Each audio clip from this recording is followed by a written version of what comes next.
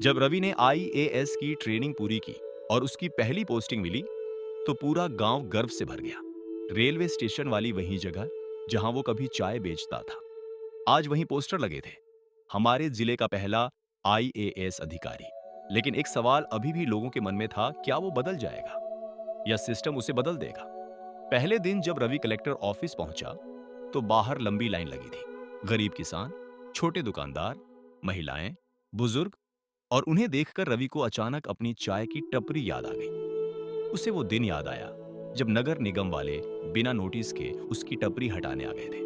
और आज वही लड़का उस कुर्सी पर बैठा था जो कभी उसके जैसे लोगों के खिलाफ फैसले लेती थी। तभी उसके सामने पहली फाइल रखी गई, एनक्रोचमेंट रिमूवल ड्राइव। मतलब सड़क किनारे के ठेले और छोटी दुकानें हटानी थी। रवि ने फाइल बंद कर दी। कमरे में सन्नाटा छा गया।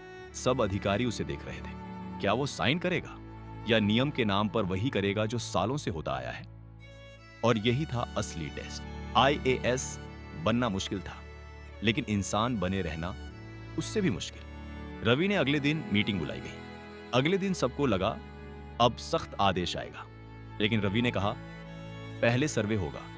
कितने लोग सालों से रोजी रोटी कमा रहे हैं, कितनों के पास लाइसेंस की जानकारी ही नहीं है, और कितनों को बस मार्गदर्शन चाहिए। कमरे में कुछ लोग असहज हो गए, क्योंकि सिस्टम अक्सर आसान रास्ता चुनता है, लेकिन रवि ने कठिन रास्ता चुना। उसने street vendor legal support camp शुरू कराया। पहली बार जिले में कैंप लगा, जहां ठेले वालों को सिखाया गया कि लाइसेंस कैसे लें, फॉर्म कैसे भरें और अपने अधिकार कैसे समझें। लोग हैरान थे। लोग बोल रहे थे, ये नया कलेक्टर अलग ही है। लेकिन असली ट्विस्ट अभी बाकी था। एक दिन निरीक्षण के दौरान वह उसी रेलवे स्टेशन पर पहुंचा जहां उसकी पुरानी टपरी हुआ करती थी। अब वहां एक नया लड़का चाय बेच रहा था, लगभग 17 साल का। रवि ने उससे पूछा, पढ़ाई करते हो? लड़के ने हंसते हुए कहा, सर टाइम कहाँ मिलता है। वही जवाब जो कभी रवि देता था।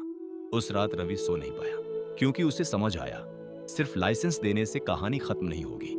अगर अगली पीढ़ी भी वही चक्र दोहराएगी, तो बदलाव अधूरा रहेगा। अगले हफ्ते रवि ने दूसरा फैसला लिया। जिले में इवनिंग स्टडी सेंटर्स शुरू करने का प्रस्ताव पास किया गया। खाली सरकारी स्कूलों को शाम 6 से 10 बजे तक खोला गया। फ्री मेंटरशिप, फ्री बुक्स और डिजिटल लेक्चर की व्यवस्था की गई। रवि का मकसद था ठेले वाले मजदूर और छोटे दुकानदारों के बच्चे को पढ़ाना। कुछ लोगों ने विरोध किया, ये ज्यादा आइडियलिज्म है, सिस्टम ऐसे नहीं चलता, बजट कहां से आएगा। लेकिन रवि जानता था, अगर डर से फैसले लिए जाए तो बदलाव कभी नहीं आता। 3 महीने बाद पहले बैच के 200 बच्चों ने बोर्ड एग्जाम में जिले का औसत प्रतिशत पार कर दिया। मीडिया में खबर आने लगी, लोग तारीफ करने लगे। लेकिन रवि ने अपने ऑफिस में वही लाइन लगा रखी थी, कुर्सी इंसान को बड़ा नहीं बनाती, इंसान कुर्सी को बड़ा बनाता है। और असली जीत क्या थी? एक शाम वही 17 साल का चाय बेचने वाला लड़का स्टडी सेंटर में बैठा था। किताब खुली थी, आंखों में चमक थी। उसने कहा, सर मैं भी यूपीएससी दूंगा।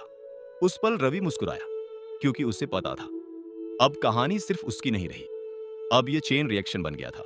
दोस्तों, आईएएस बनना सिर्फ एक पद नहीं है, ये एक जिम्मेदारी है।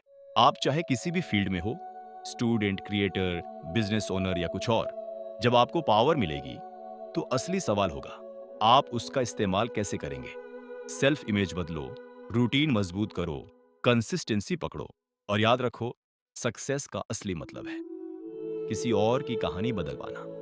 अगर रवि सिर्फ सेलिब्रेशन में खो जाता तो वह एक और अफसर बनकर रह जाता, लेकिन उसने फैसला किया, वह डिफरेंस बनेगा। और डिफरेंस वही बनता है जो अपने दर्द को भूलता नहीं। अगर आप जानना चाहते हो रवि ने अपने माता पिता के लिए क्या खास किया, और उसने अपने पुराने मोहल्ले में ऐसा क्या बनाया जिससे पूरा इलाका बदल गया, तो अगली वीडियो जरूर देखें।